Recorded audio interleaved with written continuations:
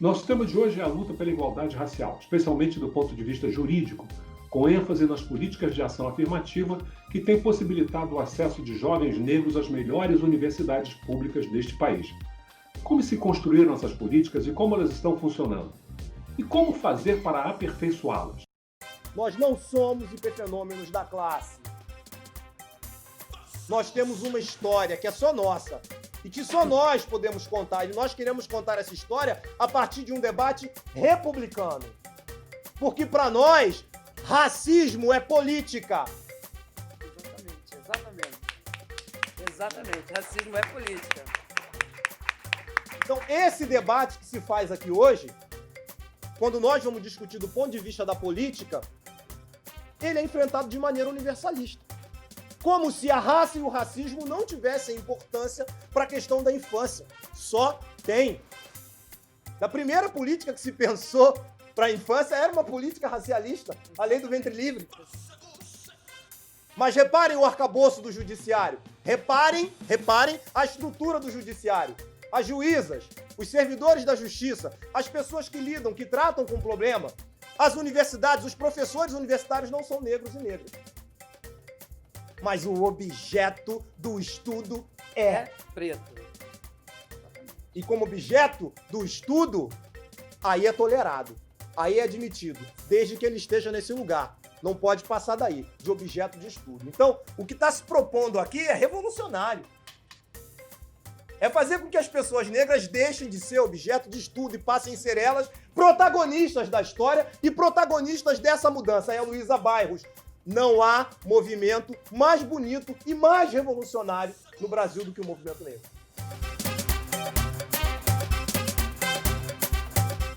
Nosso convidado de hoje tem graduação na área jurídica, formado pela Pontifícia Universidade Católica do Rio de Janeiro. Mestre em Políticas Públicas e Formação Humana pela UERJ, foi consultor da ONU para Direitos das Minorias.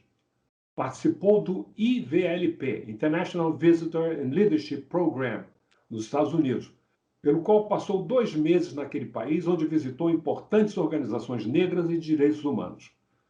Professor e pesquisador do Fórum Latino-Americano de Políticas Educativas, FLAP, foi um dos principais assessores da Educafro, de Frei Davi, que teve grande participação na implantação de políticas de ação afirmativa, das cotas para negros nas universidades públicas. Vamos conversar com o advogado, estudioso e ativista Renato Ferreira. Renato, como é que começou, o que trouxe o seu interesse para essa área do direito? Olha, Carlos, é muito prazer estar aqui falando com você nesse programa. O nosso Filó também é uma honra, me sinto muito honrado de fazer parte da CULTNE. Eu curto há muito tempo, para mim é uma honra estar aqui. E eu poderia te responder dizendo o seguinte: tudo começa lá na Baixada Fluminense com o pré-vestibular para negros e carentes, né? Aquele celeiro de militância que você tão bem conceituou uma vez num evento com a Rosana Heringer, que você dizia que esses movimentos estavam surgindo, eram celeiros de militância. E eu estava lá, muito jovem, me preparando para o vestibular, né, já com professores orientando, e eu sempre tive essa coisa da justiça muito forte, né? Essa coisa da justiça, uma preocupação muito grande, um sentimento por justiça muito grande. Então, mas não sabia que eu podia ser advogado, muito menos que eu podia estudar na PUC. Eu reputo isso ao trabalho forte e árduo dos meus professores voluntários do pré-vestibular para negros e carentes. Eles é que na discussão comigo, eles é que no dia a dia nosso ali de discussões, sobretudo nas aulas de cultura e cidadania, falavam, pô, você pode ser o nosso advogado, a gente precisa também de formar advogados para o movimento e tal. E eu fui ouvindo eles, né, e aí acabei fazendo vestibular para Direito na PUC, passei e na metade da década de 90 entrei para o curso de Direito na PUC e foi, assim, um acontecimento espetacular. Você imagina, eu sou bisneto de peão, neto de peão, filho de peão, e fui peão, né? Então, foi uma perspectiva muito importante essa ação que o pré-vestibular comunitário para negros e carentes desenvolveu na Baixada Fluminense, possibilitou centenas de jovens chegarem à universidade. Então, eu, com essa história minha, né, pessoal, quer dizer, bisneto de peão, neto de peão, filho de peão, e fui peão também da Constituição Civil, a partir do momento que chego no movimento negro, tenho toda essa descoberta de assuntos que atravessavam a minha existência para quais eu não tinha resposta. Não tinha resposta nem na minha comunidade, não tinha resposta na minha família, né? Que é essa questão do racismo. Então, o movimento de pré-vestibulares para negros e carentes, de fato, mudou a vida de centenas de jovens naquele momento, porque a gente pôde, a partir daquilo ali, Carlos, sonhar. A gente pôde sonhar, né? De verdade, com um futuro. E a gente nem sabia que estava fazendo ação afirmativa naquela época. Depois é que a gente teve, quando a gente começou a ler pessoas como você, como pessoas como Hélio Santos, foi que a gente descobriu que o que a gente estava fazendo era ação afirmativa. E foi um empoderamento muito importante, que eu acho que quem melhor resumiu esse nosso diálogo com a PUC foi o professor Reinaldo Guimarães, na tese dele de doutorado, que ele fala de uma afrocidadanização, sabe? Que é afrocidadania e ação. Foi isso que se passou com a gente ali na PUC. Mas aí, formado, eu fui instado pelo movimento negro, naquele momento, início dos anos 2000, para ajudar no debate sobre as políticas de cotas. O debate já tinha começado primeiro no Rio de Janeiro, por uma série de razões, na Alerj, no governo estadual, que contava com a Benedita da Silva como vice-governadora, e havia muito debate, mas pouca gente especializada em direito e relações raciais. Então, acharam a minha monografia na PUC, em que eu falava de direito e relações raciais, e aí a minha monografia circulou entre algumas lideranças negras, e então eu fui contratado como advogado. O Frei Davi fez toda essa articulação para que eu pudesse ser contratado e me dedicar à defesa das políticas de cotas. Tratava-se ali de começar a construir uma narrativa jurídica de defesa, porque uma das primeiras críticas contundentes que as pessoas contrárias às cotas fizeram foi atacar tanto no flanco da mídia, você acompanhou bem isso, né? E no flanco do direito, né? E no flanco do direito eu fui trazido e contratado para fazer essa interface, coordenando, articulando e trabalhando. Para você ter uma ideia, nos primeiros meses que a UERJ implementou a política de cota, a UERJ que era contrária à política de cotas, o movimento negro estava muito sozinho nessa época, você há de se lembrar. E mais uma coisa, Fernando, dentro do próprio movimento negro, foi preciso fazer um trabalho para que houvesse essa unificação, porque, de início, alguns setores do movimento eram contra. Eram contra. E você lembra que a própria reitora à época, Nilceia Freire, escreveu artigos para o jornal dizendo que a UERJ não ia implementar, que a UERJ tinha o melhor corpo jurídico, que não ia adotar aquilo. E a gente foi para cima e fizemos uma ação ali muito importante, que foi ocupar ali as grades ali da UERJ com um Cristo negro, com símbolos negros, dizendo que a UERJ estava massacrando o povo negro. A UERJ, aos poucos, foi mudando por conta de umas lideranças que havia lá, que eram progressistas, e o fato da Benedita da Silva também ter feito essa ponte com o governo do Estado pressionou também a UERJ a aceitar a introdução das políticas de cotas. Nos primeiros meses das cotas, Carlos, foram mais de 400 ações contra o sistema de cotas. 60% dessas ações foram deferidas em liminares que mandavam simplesmente matricular o aluno supostamente preterido pelas cotas, porque as cotas feriam o princípio da igualdade e davam aulas à fraude. Só esse o fundamento, 2 linhas. E aí o aluno ganhava liminar e ia se matricular na UERJ. E aquilo virou um pandemônio. A gente teve que fazer muitas articulações jurídicas com o tribunal. À época, o presidente era o Miguel Pachá.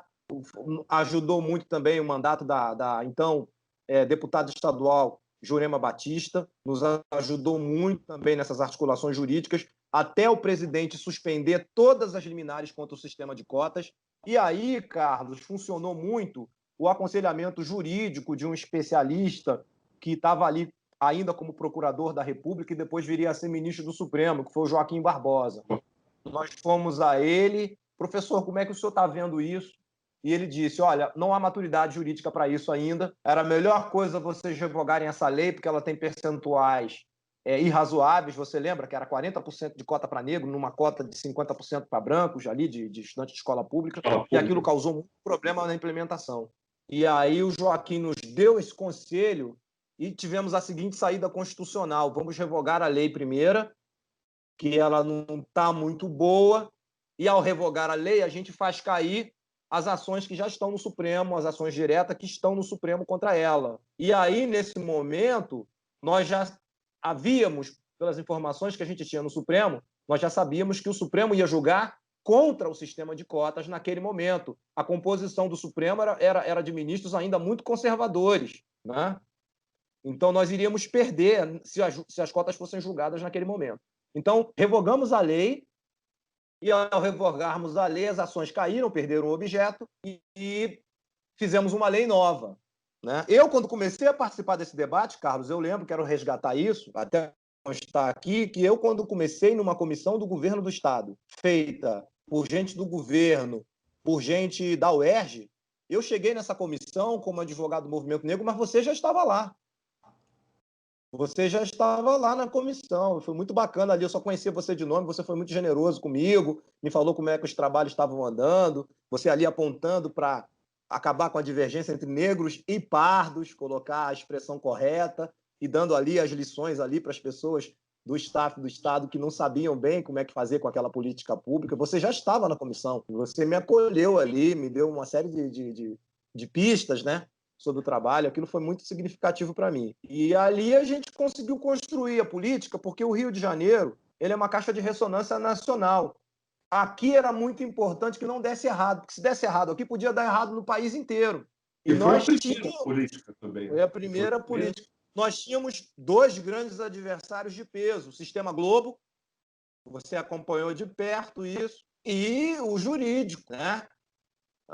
Grandes escritórios de advocacia, grandes juristas que estavam empenhados em acabar com o sistema de cotas aqui. Aqui entraram com ação também no Tribunal de Justiça contra o sistema de cotas, inclusive o atual presidente da República e seu filho entraram com uma representação aqui no órgão especial. Perderam todas as ações, aos poucos, com o trabalho dos advogados do movimento negro.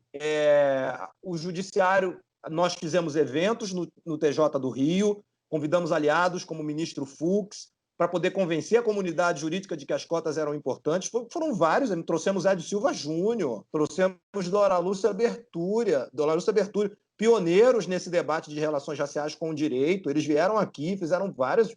Eu lembro de um evento com o Ministério Público, no qual você participou, muito, o procurador Daniel Sarmento, Edio Silva Júnior, Roberto da Mata teve que vir também, dar sua contribuição. E eu lembro ali você, né, colocando as questões, Vânia Santana também participando. Então foram muitos eventos que nós pudemos articular ali com o movimento negro para tentar refrear, porque era muito duro o nosso debate aqui. A gente estava muito isolado aqui, né?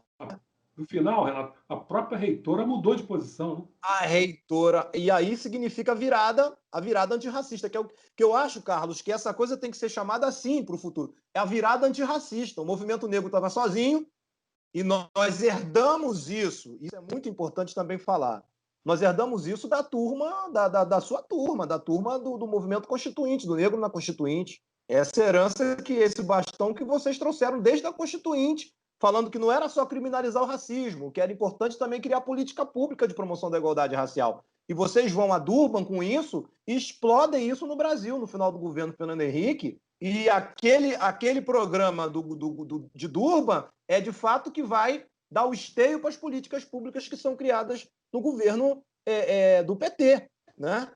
Então, a gente só pôde fazer essa defesa porque vocês já tinham preparado o terreno para a gente atuar, né? E aí, não digo que ficou fácil, mas ficou menos difícil a nossa trajetória na medida em que a gente começou a dialogar com vocês. Vocês já tinham feito muita coisa, já tinham articulado, tratava-se ali agora não mais de ficar denunciando o racismo, mas tratava de dizer para o Estado brasileiro o seguinte, que eu acho que é a contribuição mais importante da geração de vocês. O racismo é um componente estrutural na formação política, cultural, na formação econômica, na formação jurídica brasileira. Não existe desenvolvimento com racismo, não pode haver democracia com racismo. As políticas antirracistas precisam ter a conformação em todas as vertentes se o Brasil quiser ser, de fato, uma democracia. Isso é um legado que a sua geração construiu, a gente não pode abrir mão desse legado. Então, tratemos agora de radicalizar na proposta antirracista, que é construir política de promoção da igualdade racial. Renato, como é que você, vindo dessa carreira com o Educafro, com toda essa luta, foi parar em órgãos de governo. Mas essa resposta vai ficar para o próximo bloco.